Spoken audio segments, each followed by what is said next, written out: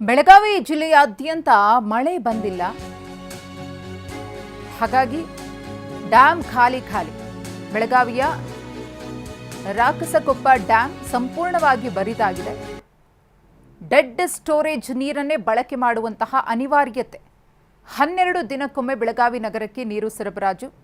ಕೇವಲ 2 ವಾರಕ್ಕಾಗುವಷ್ಟು ನೀರು ಮಾತ್ರ ಲಭ್ಯ ಇದೆ. ಅದಾದ್ಮೇಲೆ ಏನು ಮಾಡಬೇಕು? ಮಳೆ ಆಗದಿದ್ರೆ ಬೆಳಗಾವಿ ನಗರದಲ್ಲಿ ನೀರಿಗೆ ತತ್ವಾರ ಶುರುವಾಗುತ್ತೆ. ನಮ್ಮ ಪ್ರತಿನಿಧಿ ಸಹದೇವ್ ಮಾನೆ ಕುರಿತು ಪ್ರತ್ಯಕ್ಷ ವರದಿ ನೀಡಿದ್ದಾರೆ, ನೋಡೋಣ.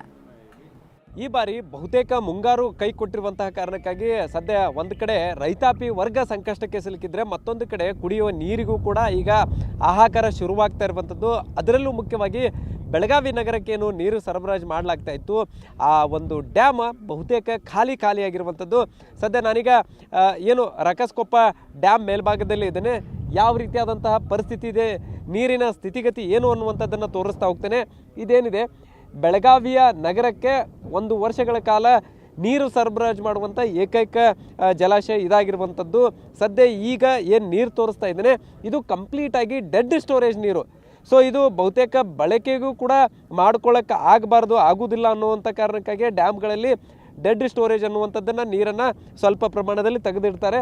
ಸೊ ಅದು ಡೆಡ್ ಸ್ಟೋರೇಜ್ ನೀರನ್ನೇ ಈಗ ಕುಡಿಯೋ ನೀರಿಗಾಗಿ ಬಳಕೆ ಮಾಡ್ಕೊಳ್ತಾ ಇರುವಂಥದ್ದು. ಅಂದರೆ ಎಷ್ಟರ ಮಟ್ಟಿಗೆ ಇಲ್ಲಿ ತೀವ್ರತೆ ಇದೆ ಅನ್ನುವಂಥದ್ದು ಗೊತ್ತಾಗುತ್ತೆ.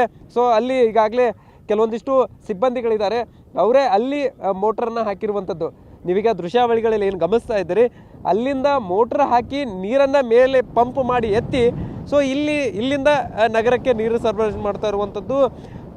12 ದಿನಕ್ಕೊಮ್ಮೆ ಈ ಒಂದು ನೀರನ್ನು ಪ್ರತಿ ವಾರ್ಡ್ಗೂ ಬಿಡಲಾಗತ್ತೆ. ಸೊ ಇಲ್ಲಿವರೆಗೂ 3 ರಿಂದ 5 ದಿನಗಳವರೆಗೂ ಕೂಡ ನೀರನ್ನು ಬಿಡಲಾಗ್ತಾ ಇತ್ತು. ಆದರೆ ಈಗ ನೀರಿನ ಅಭಾವ ಇರುವಂಥ ಕಾರಣಕ್ಕಾಗಿ 12 ದಿನಕ್ಕೊಮ್ಮೆ ಅದು ಡೆಡ್ ಸ್ಟೋರೇಜ್ ನೀರನ್ನು ಇಲ್ಲಿ ಬಳಕೆ ಮಾಡ್ಕೊಳ್ತಾ ಇರುವಂಥದ್ದು. ಇನ್ನೊಂದು 15 ದಿನಕ್ಕೆ ಆಗುವಷ್ಟು ಮಾತ್ರ ಇಲ್ಲಿ ನೀರು ಇರುವಂಥದ್ದು. ಇಡೀ ಜಲಾಶಯವೇ ಇಲ್ಲಿ ಖಾಲಿ ಆಗಿದ್ದೇ ಆದರೆ ಬಹುತೇಕ ಬೆಳಗಾವಿ ನಗರದಲ್ಲಿ ಜನರಿಗೆ ಎಲ್ಲಿಂದ ನೀರು ಕೊಡಬೇಕನ್ನುವಂತಹ ಪ್ರಶ್ನೆ ಕೂಡ ಮೂಡುತ್ತೆ.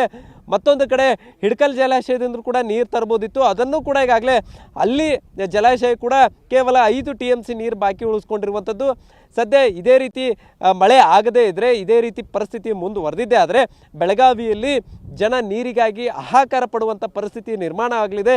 ಈಗಾಗಲೇ ಬಹುತೇಕ ಕಡೆಗಳಲ್ಲಿ ನೀರು ಸಿಗದೆ ಜನ ಟ್ಯಾಂಕರ್ಗಳ ಮೊರೆ ಹೋಗಿರುವಂಥದ್ದು. ಅಲ್ಲೂ ಕೂಡ ದುಪ್ಪಟ್ಟು ಹಣವನ್ನು ನೀಡಿ ನೀರನ್ನು ಖರೀದಿ ಮಾಡುವಂಥ ಪರಿಸ್ಥಿತಿ ಇರುವಂಥದ್ದು. ಹೀಗಾಗಿ ಸದ್ಯ ಈಗ ಬೆಳಗಾವಿಯ ಮಹಾನಗರ ಪಾಲಿಕೆ ಯಾವ ರೀತಿಯಾಗಿ ನೀರು ಹಂಚಿಕೆ ಮಾಡುತ್ತೆ ಅನ್ನುವಂಥದ್ದು ಕೂಡ ಈಗ ಪ್ರಶ್ನೆ ಕಾಡ್ತಾ ಇರುವಂಥದ್ದು. ಮತ್ತೊಂದು ಕಡೆ ಬೆಳಗಾವಿಯ ಜಿಲ್ಲಾಡಳಿತ ಕೂಡ ಇದಕ್ಕೆ ಯಾವ ರೀತಿಯಾಗಿ ಪ್ಲ್ಯಾನ್ ಅಪ್ ಮಾಡಿಕೊಂಡು ಜನರಿಗೆ ನೀರು ಕೊಡ್ತಾರೆ ಅನ್ನುವಂಥದ್ದನ್ನು ಕೂಡ ಕಾದು ನೋಡಬೇಕಿದೆ. ಕ್ಯಾಮ್ರಾಮನ್ ಪ್ರವೀಣ್ ಜೊತೆ ಸಹದೇವ್ ಮಾನೆ, TV9 ಬೆಳಗಾವಿ.